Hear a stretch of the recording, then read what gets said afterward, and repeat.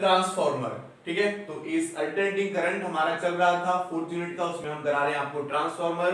तो ट्रांसफॉर्मर क्या करता है बच्चों, ऐसा डिवाइस है जो चेंज करता है एसी वोल्टेज को, यानी जो एसी वोल्टेज है उसको बढ़ाएगा या घटाएगा।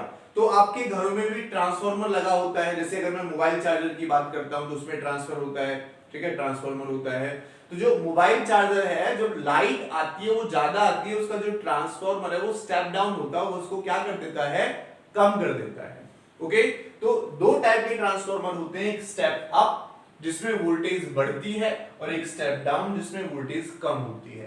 पहचान क्या होगी, अगर सेकेंडरी कॉइल में नंबर ऑफ टर्न्स ज्यादा होंगे और प्राइमरी में कम होंगे तो वो स्टेप अप होगा, और अगर सेकेंडरी में कम होंगे और प्राइमरी में ज्यादा होंगे तो वो स्टेप डाउन ट्रांसफॉर्मर होगा। क्लियर और नॉट? दो टाइप के ट्रांसफर होते हैं, step up and step down. तो मैं यहां पर जो आपको दिखा रहा हूं वो स्टेप अप ट्रांसफॉर्मर यहां से लेकर चल रहा हूं। तो हम डिस्कस करेंगे इसके प्रिंसिपल के बारे में कि प्रिंसिपल क्या है, वर्किंग क्या है, और कैसे हम सेकेंडरी कॉइल में करंट या वोल्टेज निकाल सकते हैं, ठीक है। एफिशिएंसी की भी हम बात करने वाले हैं। तो अगर मैं इसके प्रिंसिपल की बात करता हूं बच्चों, तो इसका जो प्रिंसिपल है वो बेस्ड होता है म्यूचुअल इंडक्शन पर। It is based on the mutual induction. Mutual induction क्या होता है, अगर मैं इस कॉइल में करंट चेंज करता हूं, ठीक है, इस कॉइल में करंट चेंज करता हूं तो इसमें मैग्नेटिक फ्लक्स चेंज होगा, इसमें चेंज होने से इसमें भी मैग्नेटिक फ्लक्स चेंज होगा, और ये उसका क्या करेगा, अपोज करेगा बाय इंड्यूसिंग एन ईएमएफ। एक ईएमएफ इंड्यूस करके इसमें जो मैग्नेटिक फ्लक्स या करंट चेंज हो रहा है उसका क्या करेगा, ये अपोज करेगा। तो हमें पता है बच्चों जो एसी है वो हमारे पास इस टाइप से चलती है, तो हर एक पॉइंट पर करंट की वैल्यू टाइम के अकॉर्डिंग क्या होती है बच्चों, चेंज होती है, ठीक है। टाइम के अकॉर्डिंग क्या होती है बच्चों, चेंज होती है। जो मैंने यहां पर एसी दी है, जो वोल्टेज दी है वो मैंने ली बच्चों ई नॉट साइन ओमेगा टी। अब यहां से देखो वर्किंग की मैं बात कर लेता हूं। म्यूचुअल इंडक्शन का प्रिंसिपल हो गया, जैसे ये सर्कल बढ़ेगा, देखो करंट बढ़ रहा है, करंट बढ़ेगा या वोल्टेज बढ़ेगी तो इसमें number of magnetic field lines भी बढ़ेंगे, क्योंकि ये इसके कांटेक्ट में है, इसमें चेंज होगा तो इसमें भी हमारे पास मैग्नेटिक फील्ड लाइंस चेंज होंगी, ठीक है। इसमें मैग्नेटिक फील्ड लाइंस चेंज होंगी तो जो रेजिस्टेंस है जिसके अक्रॉस हम आउटपुट लेंगे सेकेंडरी कॉइल में से, ठीक है, उसमें हमारा क्या हो जाएगा, ईएमएफ इंड्यूस हो जाएगा जो इसमें करंट के चेंज होने का अपोज करेगा। तो अगर मैं बात करता हूं यहां पर फैराडे की, तो फैराडे ने हमसे बोला था, अकॉर्डिंग टू फैराडे, फैराडे ने बोला था EMF per turn, EMF per turn is same for both coil.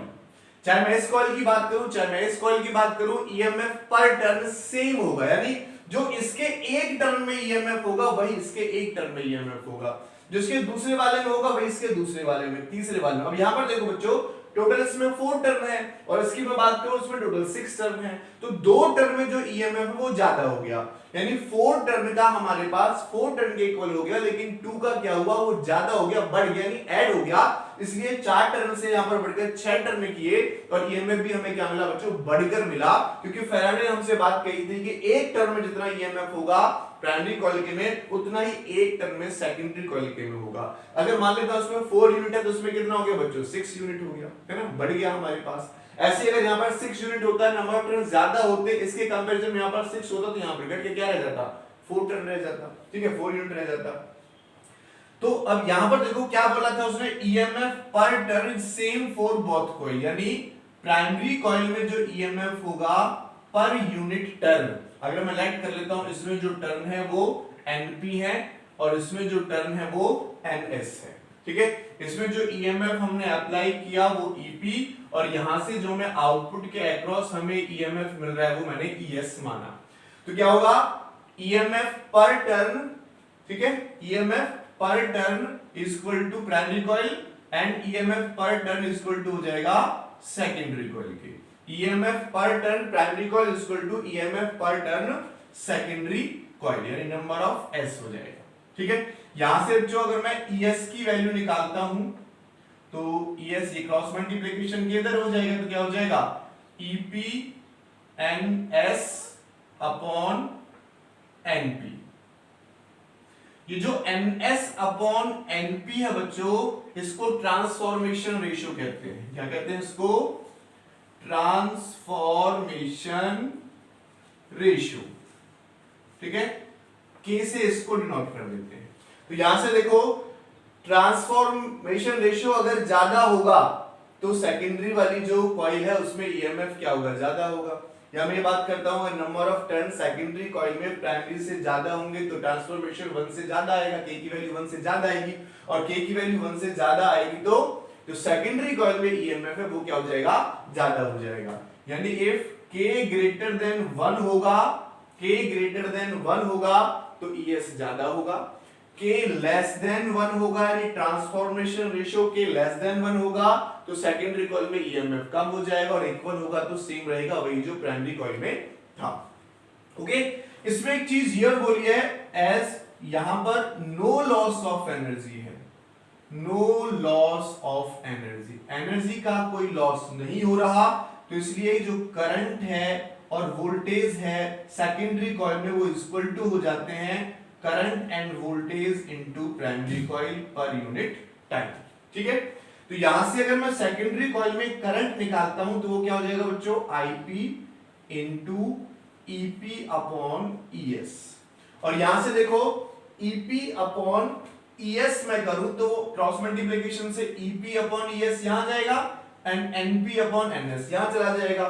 तो इसको मैं ये भी लिख सकता हूं नंबर ऑफ टर्न्स की फॉर्म में कि IS इक्वल टू हो जाता है IP into NP upon NS के इक्वल।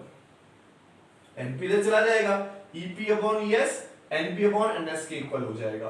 तो यहां पर कि हम ये भी देख सकते हैं, अगर नंबर ऑफ टर्न्स ज्यादा है किसमें? सेकेंडरी कॉइल में, तो EMF ज्यादा है, लेकिन अगर नंबर ऑफ टर्न्स ज्यादा है तो करंट क्या है सेकेंडरी कॉइल में? कम होगा।